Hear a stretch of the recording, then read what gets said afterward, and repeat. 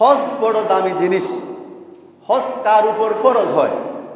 হজ ফরজ হয় ওই সমস্ত ব্যক্তির উপর যাদের কাছে পুরা পরিবার চালানোর মতো সমর্থ থাকে, আসবাবপত্রের বাইরে সবগুলা প্রয়োজনীয়তা বাদ দেওয়ার পর তার মক্কা মদিনা আসার মতো যদি সম্ভব থাকে, টাকা পয়সা থাকে, দ্বন্দ্বৌলত থাকে, তখন এই ব্যক্তির কাছে হজ করা এই ব্যক্তির উপর ফরজ হয়। এই ব্যক্তির উপর ফরজ হয়। আর ফরজ হজ হওয়ার পর যেই ব্যক্তি আগ্রহের সহিত অন্তরের টানে মক্কা মদিনা জিয়ারত করেন, আল্লাহর হাবিব বলেন যেই ব্যক্তি করে, আল্লাহ পাক তার হজের উসিলায় তার জিন্দেগির সমস্ত গুনাহ এইভাবে মাফ করে দেন যেন সে মায়ের গর্ভ থেকে নিষ্পাপ হইয়া জমিনে ফুটছেন।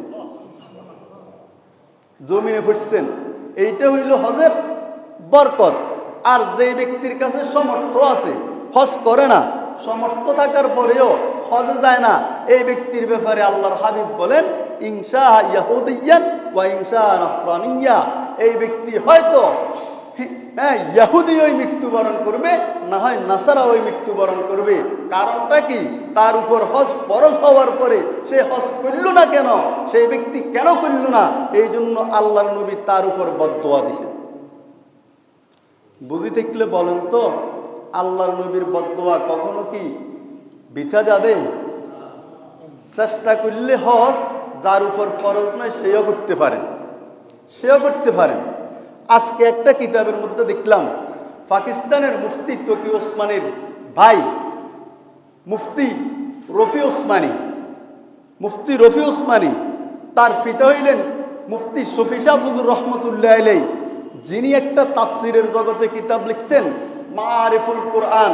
এই মাআরিফুল কোরআন তাফসিরটা 8 খণ্ডে 8 ভলিউমের তাফসির। এই তাফসির আসমানের নিচে এত জনপ্রিয়তা লাভ করছেন, আর কোন তাফসির এত জনপ্রিয়তা লাভ করতে পারেন নাই। এত মায়ায়ুন নাস তাফসির, যেই তাফসির মোতালা করলে বাকি তাফসিরগুলোও মোতালা করা হয়ে যায়। এই তাফসিরের কিতাবটা লিখছেন মুফতি শফি শাহ হুজুর রহমতুল্লাহ আলাইহি, তার ছেলে মুফতি রফি ওসমানী সাহেব রহমতুল্লাহ, রফি ওসমানী সাহেব উনিও মারা গেছেন রহমতুল্লাহ আলাইহি। আরেকজন হইলেন বর্তমান পৃথিবীর সবচেয়ে বড় মুফতিদের মধ্যে একজন মুফতি তকি ওসমানী সাহেব হুজুর বারাকাল্লাহু ফি হায়াতি। মুফতি শফি সাহেব হুজুর রহমতুল্লাহ আলাইহি যে বছর থেকে হজে গেছেন, ওই বছর থেকে আর কখনো তার হজ জিন্দেগি পর্যন্ত একবারও মিক্সার হয় নাই, মিস হয় নাই। আমি দেখছি আমাদের গাঁটগড়ের হজরত দীর্ঘদিন হজে যাইতে পারতেছেন না, হঠাৎ যে বছর হজে গেছেন তারপর থেকে মৃত্যু পর্যন্ত একটানা প্রায় 11 বছর তিনি একটানা হজ করছেন, এক বছরও তার মিস হয়নি। চেষ্টা করলে বনি আদম সব পারে। আরে যারা হজ করি আসে তাদের চোখের সামনে তো হজের সবগুলা দৃশ্যমান বাইতে থাকে, তখন তাদের কাছে এই হজের অলিগলিগুলা, মক্কার অলিগলিগুলা, মদিনার মসজিদে নববীগুলা, মদিনার রওজায়ে আতহারের মালিক মোহাম্মদ আরবির রওজাটা যখন চোখের সামনে বাসে উঠে, তখন পুরা দুনিয়াই তাদের কাছে তুচ্ছ হইয়া যায়। তাদের মন সব সময় কাঁদে, কিভাবে আবার পুনরায় হজে যাইব, উমরা করব, এটার জন্য তাদের অন্তর কাঁদতে থাকে। আর যখনই কাঁদতে থাকে আল্লাহ পাক যে কোনো না ভাবে তাকে হজ করার জন্য ব্যবস্থা করে দেন, ব্যবস্থা করে দেন। এই রকমও তো দেখা যায় একটা পয়সার মালিক নেই, অন্তরে হজের আগ্রহ জাগে গেছে, আল্লাহর দরবারে ফরিয়াদ করছেন, আল্লাহ পাক হজ করাই দিচ্ছেন না। আয় বাদ সবা সোয়ে মদিনা তো গুজর হো, আয় বাদ সবা সোয়ে মদিনা তো গুজর হো, আয় বাদ সবা সোয়ে মদিনা তো গুজর হো।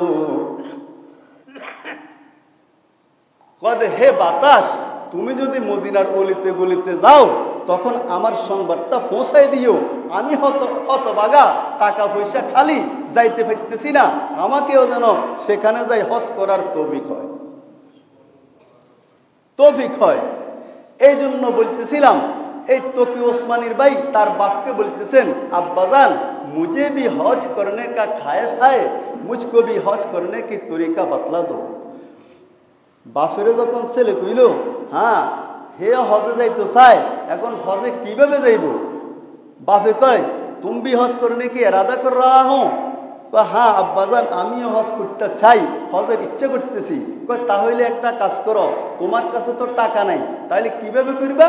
একটা ব্যাংক জোগাড় করবা, প্রতি মাসে যেই টাকাগুলো উপার্জন করো সেখান থেকে 10 টাকা 5 টাকা সেইখানে থুইবা। তো এইভাবের মধ্যে 1 বছর থুইছে, অনেকগুলা টাকা হইছে। টাকা হইলে কি হবে? হজে যাওয়ার সম পরিমাণ হয় নাই, তখন একটা ছেলেকে মাসিক দায়িত্বে পড়াইতো, ওই টাকাগুলাও লইছেন।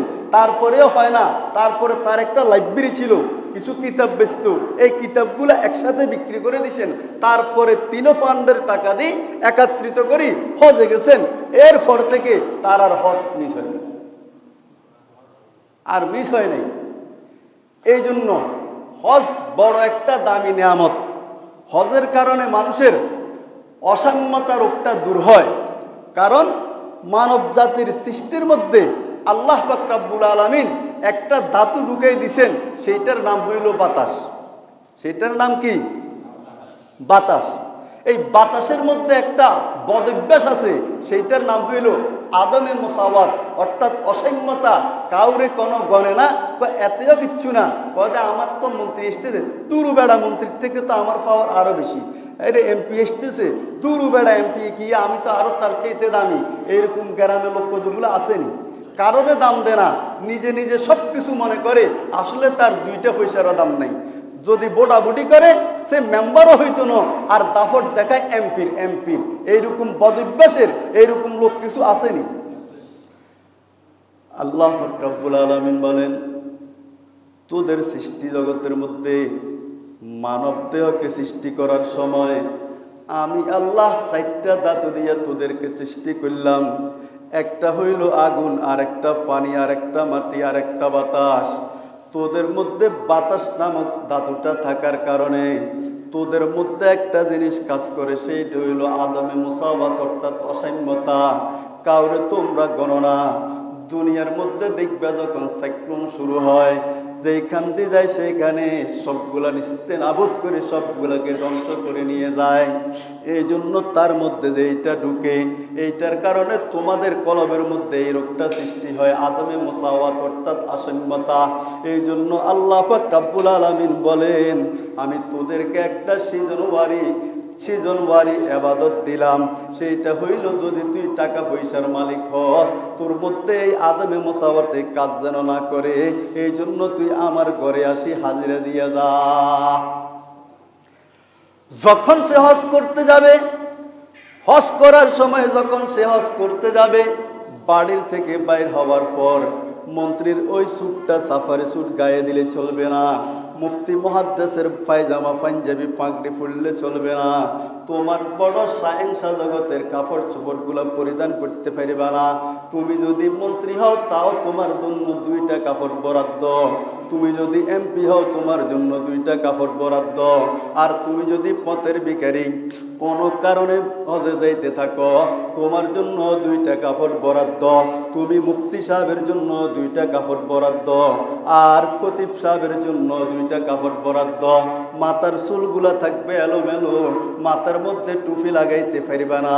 একটা আসিলেইয়া কাপড় তোমার পরিধানের মধ্যে থাকবে, আর একটা তুমি গায়ের মধ্যে ফেলাইবা। সেইখানে কে মন্ত্রীর পোশাক পরলো, আর কে এমপির পোশাক পরলো, কে দরিদ্রের পোশাক পরলো, কোন পোশাকের ভেদাভেদ সেখানে চলবে না। পোশাকের দিক দিয়ে সবাই সমান। প্রত্যেকের পরনের মধ্যে একটা আসিলেইয়া কাপড় আর একটা আসিলেইয়া সাইদুর গায়ের মধ্যে থাকবে, আর কোনো কিছু থাকবে না। মুখের মধ্যে মুফতি সাহেবের তেলাওয়াতও চলবে না, ওই মন্ত্রী সাহেবের মন্ত্রীগিরির ভাষণও চলবে না। প্রত্যেকেই শুধু একটা কথাই বলবে, চক্কর দিবে আর বলবে লাব্বাইক আল্লাহুম্মা লাব্বাইক লা শারীকা লাকা লাব্বাইক লাকাল হামদু ওয়ান নি'মাতু লাকা লাব্বাইক। প্রত্যেকের বুলিও একটা, পোশাকও একটা, ভেদাভেদ বলতে কিছু নাই। মন্ত্রী সাহেব পথের ভিখারির পিছনে চলতে হবে, এমপি সাহেব দিন মজুরের পিছনে থাকবে, সামনে যাওয়ার মতো কারো কোনো শক্তি নাই। দেশের মধ্যে তোমার বাহাদুরি চলে, তুমি বড় পোশাক নিয়ে চলতে পারো। যখন হজে যাইবে আল্লাহ পাক বলেন তুমি 3টা পোশাক পরিধান করতে পারবে না। ওই আক্কাস আলী গরিব যে 2টা পোশাক পরছে, আর তুমি রহমত আলী মন্ত্রী হইলেও 2টা পোশাক পরিধান করিবা। তোমার জবানে যেই কালিমা থাকবে, তার জবানের মধ্যেও সেই কালিমা থাকবে, অন্য কোন রকমের কোনো কথা বলতে পারবে না। যখন তোমার হজটা হয়ে যাবে, এই হজটা যদি কবুল হয়, তখন তোমার বাতাসের চাইতে সৃষ্টি ওই আদমে মুসাওয়াত অসাম্যতার যে একটা রোগ, এই রোগটা তোমার কলবকে স্পর্শ করবে না। হজ করলে আরো লাভ আছে। হজ যে ব্যক্তি করে সেই ব্যক্তির উপর আল্লাহ পাক রব্বুল আলামিন বলেন যখন আমার হজটা তুমি করবা, আমার ঘর জিয়ারত করার জন্য আসবা, তখন তুমি তোমার বন্ধু মুহাম্মদ আরবির রওজাটাও তুমি জিয়ারত করবা। কারণটা কি?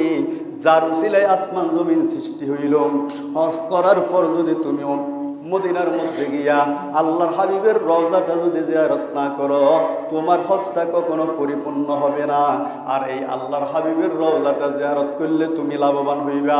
তুমি দূরদরাজ থেকে যত দরুদ পড়ছো, ফেরেশতার মাধ্যমে আমার বন্ধুর কাছে পৌঁছাই দেওয়া হয়েছে। আর যখন আমার বন্ধুর রওজার পাশে দাঁড়াইয়া আমার বন্ধুর মহাব্বত নিয়া, তোমার বন্ধুর মহাব্বত নিয়া, তোমাদের নবীর মহাব্বত নিয়া যখন সালামটা দিবা, আসসালাতু আসসালামু আলাইকা ইয়া রাসূলুল্লাহ, কসম খোদার প্রত্যেকটা হাজী সাহেবের চোখ দিয়া পানি টপ টপ টপ টপ করে পড়তে থাকবে। দিলটা নরম হয়ে যাবে, অন্তরের মধ্যে অন্তরটা নরম হয়ে যাবে।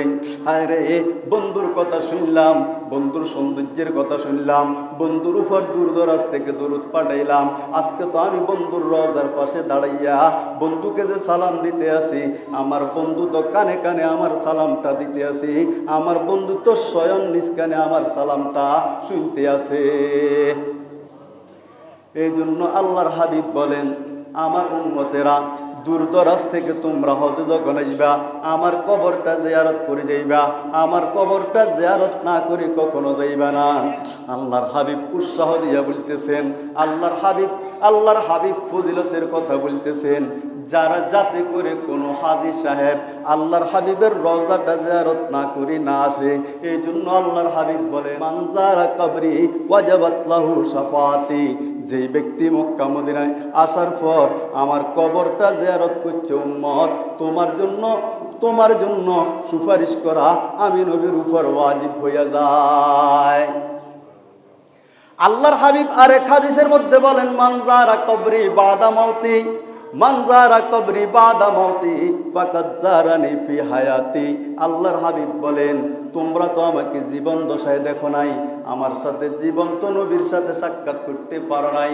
এখন তোমরা আমার মৃত্যুর পর যদি আমার কবরের পাশে আসি, একটু জিয়ারত করো। ও উম্মত, ঘোষণা দিলাম তোমরা যেন আমার সাথে জীবন দশায় সাক্ষাৎ করেছ। এই জন্য হজ বড় দামি জিনিস। হজ করলে লাভ আছে, গুণা নাই। আল্লাহর হাবিব তো বলছেন হজ করলে অনেকগুলো লাভ। হজ করলে 1 নম্বরে আপনার গুনাহ মাফ হবে, আপনার গুনাহ মাফ হবে। 2 নম্বরে আপনার মালের মধ্যে বরকত দিবে, মালের মধ্যে বরকত দিবে।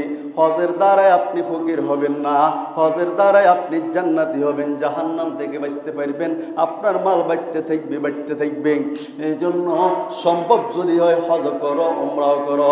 এই হজ আর উমরার দ্বারাই তুমি ফকির হইবা না, তুমি ধনী হইতে থাকবা। এই জন্য হজ বড় দামি জিনিস। আর আজকে আসলে হজের মাসও চলতে আছে, অনেকে মনে হয় চলিয়ে গেছে হজের মধ্যে। যারা এই বছর যাইবেন তো যাইবেন, না গেলে কমাস কম প্রস্তুত হন। একটা গড়ে কিনি মাসে 5,000 10,000 করি আপনি জমান, দেখবেন একসময় আল্লাহ পাক আপনার এই এশকের দ্বারা আপনার এই প্রস্তুতিকে কবুল করি আপনাকে হজ করার তৌফিক আল্লাহ পাক করে দিবেন। আপনার এই চেষ্টা বৃথা যাবে না।